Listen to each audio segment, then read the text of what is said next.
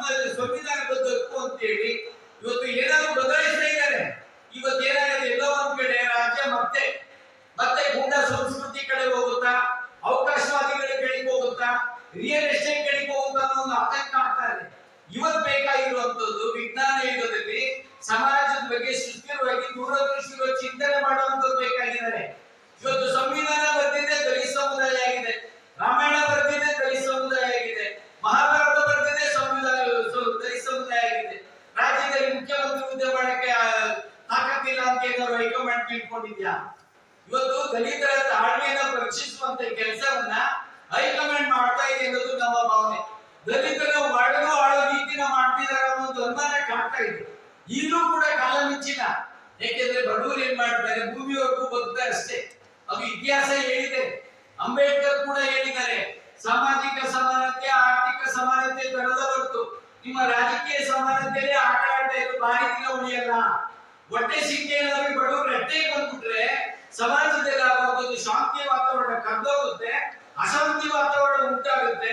ಆ ಸಾಮಾಜಿಕ imbalance handle ಮಾಡಕ್ಕಾಗಲ್ಲ ಅಂತ ಬಾಬಾ ಸಾಹೇಬ್ ಅಂಬೇಡ್ಕರ್ 1949 ನವೆಂಬರ್ 25 ಹೇಳಿದ್ದಾರೆ.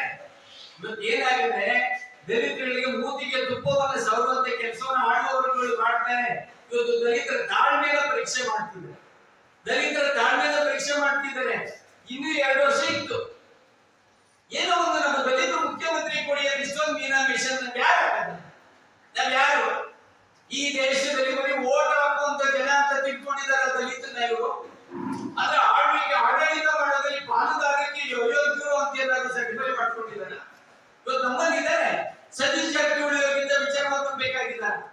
ಇವತ್ತು ನಮ್ಗೆಲ್ಲ ಗೊತ್ತಿದೆ, ರಾಜ್ಯದಲ್ಲಿ ಯಾರೋ ಶುದ್ಧ ರಾಜಕಾರಣಿ ಇದ್ರೆ ಹೆಚ್ಚು ಮೀಡಿಯಾದಲ್ಲಿ ನೋಡ್ತಿದೆ, ಹೆಚ್ಚು ವಿದ್ಯಾವಂತ ರಾಜಕಾರಣಿ, ವಿದೇಶದಲ್ಲಿ ಅಭ್ಯಾಸ ಮಾಡಿದವರು ಅಂದ್ರೆ ಪಿಜ್ಜಾ ಹಾಕ್ದವ್ರಲ್ಲ, ಗುಡ್ಸಲು ತಂಗುಲಿಟ್ಟಿನ ಬಗ್ಗೆ ಅರಿವಿರುವಂತವ್ರು, ಅರ್ಕಲ್ ಬಟ್ಟೆಗೂ ಬಗ್ಗೆ ಅರಿವಿರುವಂತ ಪರಮೇಶ್ವರ್ ಅವರಿದ್ದಾರೆ. ಅದೇ ತರ ಮಾಧವ್ ಇದ್ದಾರೆ. 8 ಬಾರಿ ಗೆದ್ದಂತ ಕೇಸ್ ಮುನಿಯಪ್ಪ ಅವರಿದ್ದಾರೆ.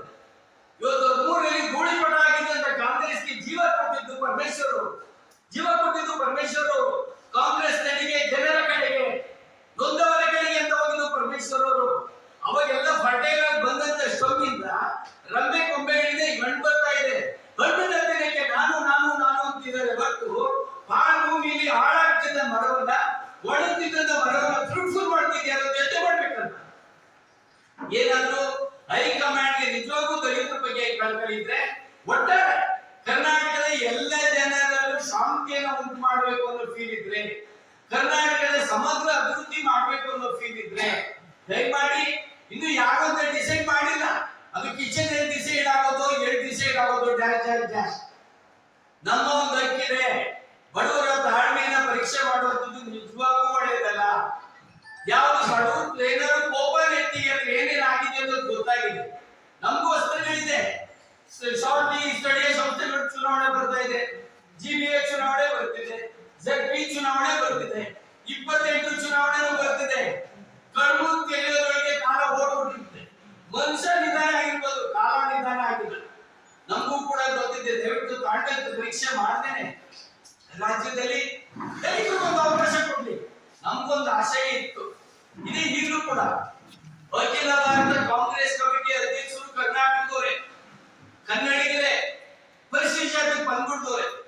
ಅವರು ಸ್ವಲ್ಪ ಪಟ್ಟು ಹಿಡಿದು ಇಲ್ಲ ಈ ಬಾರಿ ಕರ್ನಾಟಕದಲ್ಲಿ ದಲಿತ ಮುಖ್ಯಮಂತ್ರಿ ಕೊಡ್ಬೇಕು. ನಾನಿದ್ದು ಕೂಡ ನನ್ನ ಜನಕ್ಕೆ ಮುಖ್ಯಮಂತ್ರಿ ಕೊಡ್ಲಿಲ್ಲ ಅಂದ್ರೆ ಎಲ್ಲ ಒಂದ್ ಕಡೆ ಜನವಿರೋಧಿ ಅನ್ನಿಸ್ಕೊಳ್ತೀನಿ. ಮನುಷ್ಯ ಇರ್ತಾನೆ, ಭೌತಿಕವಾಗಿ ಹೋಗ್ತಾನೆ, ಆದ್ರೆ ಯಾವಾಗಲೂ ಇರ್ಬೇಕು ಅಂತ ಏನಾದ್ರು ಸಾಧನೆ ಮಾಡ್ಬೇಕು. ನನ್ನ ಸಾಧನೆ ಮಾಡಕ್ಕೆ ಅವಕಾಶ ಕೊಡಿ. ಕರ್ನಾಟಕದಲ್ಲಿ ಒಬ್ಬ ದಲಿತ ಮುಖ್ಯಮಂತ್ರಿ ಹುದ್ದೆ ಕೊಡಿ. ಬರೋ ಅಭ್ಯರ್ಥಿಗಳಿದ್ದಾರೆ ಅಂತ ಹೇಳ್ತಾರೆ ಅಂತ ಅನ್ಕೊಂಡಿದ್ವಿ.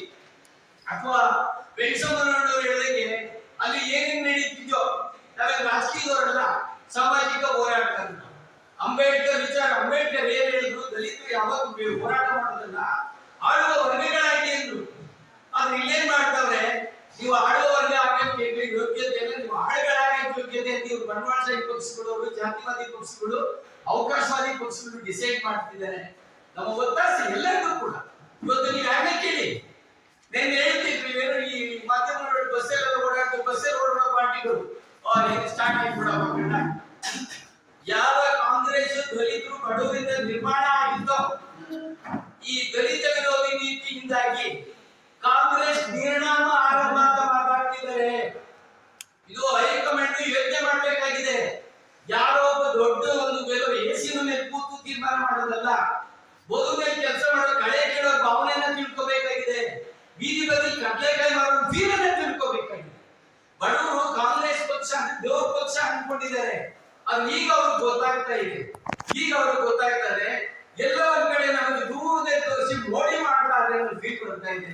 ಅದು ಸುಳ್ಳು ಅಂತ ಆಗ್ಬೇಕು ಅಂದ್ರೆ ಹೈಕಮಾಂಡ್ ಈಗ ಸಿದ್ದರಾಮಯ್ಯ ತೆಗೆದಿರೋದೇ ಬ್ಲಂಡರ್ ಮಿಸ್ಟೇಕ್. ಇದ್ರೆ ಯಾರೋ ಕೊಂಬೆ ಮುಂದೆ ನಿಂತ್ಕೊಂಡು ಅವನಿದ್ದಿರೋ ಕೊಂಬೆ ಅವನೇ ಕಡ್ಕೊತಿದ್ದಂತೆ. ಆ ಕೊಂಬೆ ಮೇಲೆ ನಿಂತು ಅವನೇ ಕಡ್ಕೊಂಡು ಬದುಕಾಗತ್ತಾ? ಆದ್ರೂ ಏನೋ ಬ್ಯಾಲೆನ್ಸ್ ಮಾಡ್ಕೊಂಡು ಅವ್ರು ಇಟ್ಬಿಟ್ಟಿದ್ದಾರೆ. ಈಗ ದಯವಿಟ್ಟು ಮತ್ತೊಮ್ಮೆ ವಿನಂತಿ ಮಾಡ್ತಿದ್ದೀವಿ, ಒಳ್ಳೇದಲ್ಲ, ಒಳ್ಳೇದಲ್ಲ. ದುಡ್ಡಿಂದ ರಾಜಕಾರಣ ಸುಳ್ಳು. ದುಡ್ಡು ಬೇಕು ಒಂದಂತ ಕ್ರೈಟೀರಿಯಾ ಅದು. 16 ಮಾನದಂಡಗಳಲ್ಲಿ ದುಡ್ಡು ಕೂಡ ಮಾನದಂಡ ಒಂದೇ. ಬಟ್ ದುಡ್ಡಿಂದಲೇ ರಾಜಕಾರಣ ಆಗ್ತದೆ. ದುಡ್ಡಿದ್ದವರೇ ಸರ್ಕಾರ ತರ್ತಾರೆ, ದುಡ್ಡಿದ್ದವರೇ ಪರಿವರ್ತನೆ ಮಾಡ್ತಾರೆ ಅನ್ನೋದು. ಇದು ವೈಜ್ಞಾನಿಕ ಹಿನ್ನೆಲೆ ಇದೆ, ವೈಚಾರಿಕ ಹಿನ್ನೆಲೆ ಇದೆ, ಹೋರಾಟದ ಹಿನ್ನೆಲೆ ಇದೆ, ಸಾಮಾಜಿಕ ಪರಿವರ್ತನೆ ಕಾರಣ ಹಿನ್ನೆಲೆ ಕರ್ನಾಟಕಕ್ಕಿದೆ. ಈ ಹಿನ್ನೆಲೆಯಲ್ಲಿ ಸ್ನೇಹಿತರೆ ಎಲ್ಲ ಆಯಾಮಗಳಲ್ಲಿ ಹೈಕಮಾಂಡ್ ಯೋಚನೆ ಮಾಡಬೇಕು. ಈಗಲೂ ಕೂಡ ತಮ್ಮ ದಲಿತ ಶಾಸಕರಲ್ಲಿ ಮನವಿ ಮಾಡ್ತೀನಿ ಈ ಮೂಲಕ, ಸ್ವಲ್ಪ ಎದೋಳಿ, ಅಂಟಂದ್ರೆ ದಯವಿಟ್ಟು ಎದೋಳಿ, ಕೇಳಿ ನಿಮ್ಮ ಹೈಕಮಾಂಡ್ಗೆ. ನೀವು ಜನಪ್ರತಿನಿಧಿಗಳು, ಜನರಿಂದ ಆಯ್ಕೆ ಆಗಿರುವಂತರು, ಆಯ್ಕೆ ಆಗುವ ಗುಲಾಮಂತರ ಆಗಿರ್ತೀರಿ. ನೀವು ಗುಲಾಮಂತರ ಆಗಿರ್ತೀರಿ.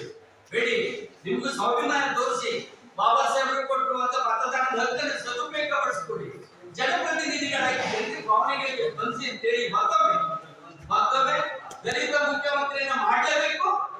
ಮಾಡದೇ ಇದ್ರೆ ನಮ್ಮ ಎಲ್ಲ ಸಂಘಟನೆಗಳ ನೇತೃತ್ವದಲ್ಲಿ ವ್ಯವಸಾಯ ನೇತೃತ್ವದಲ್ಲಿ ನಾಳೆ ಏನಾಗ್ತದೆ ಅನ್ನೋದು ಗೊತ್ತಿಲ್ಲ. ನಾಳೆ ಭೌತಿಕವಾಗಿಲ್ಲ, ಭೌತಿಕ ಪರಿವರ್ತನೆ ಹಾಗೆ ಆಗುತ್ತೆ ಅಂತ ಹೇಳಿ ನಮ್ಮ ಮಾತನ್ನು ಮುಗಿಸ್ತೇನೆ. ಜೈ ಭೀಮ್.